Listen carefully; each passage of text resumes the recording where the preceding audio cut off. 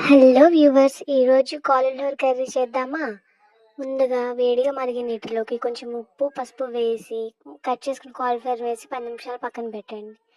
తర్వాత కడాయి తీసుకుని అందులో కొంచెం ఆయిల్ యాడ్ చేసి కాలీఫ్లవర్ ముక్కల్ని వేసి గోల్డెన్గా ఇలా ఫ్రై అయ్యేదాకా పక్కకు తీయండి. అదే దాంట్లో కొంచెం ఆయిల్ వేసుకుని 2 బిర్యానీ ఆకులు వేసి అలాగే చిన్నగా కట్ చేసుకున్న ఉల్లిపాయని వేయండి.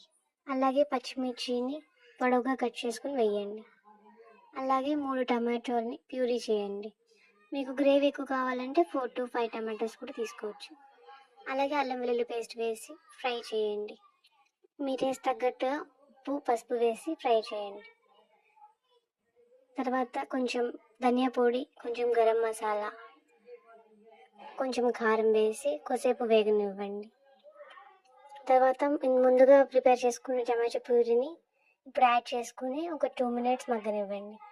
తర్వాత ముందుగా ప్రిపేర్ చేసుకున్న కాలీఫ్లవర్ని వేసి పెట్టేసి ఒక 5 minutes మగ్గనివ్వండి. తర్వాత కరివేపాకు వేసి ఒక 2 minutes మగ్గనివ్వండి. ఫైనల్లీ 1 glass వాటర్ వేయండి. మీకు గ్రేవీ కావాలంటే 2 glasses వేసుకోవచ్చు. ఫైనల్లీ కొత్తిమీర వేసేసి 2 minutes మగ్గనిచ్చేస్తే curry ready. Thank you for watching this video.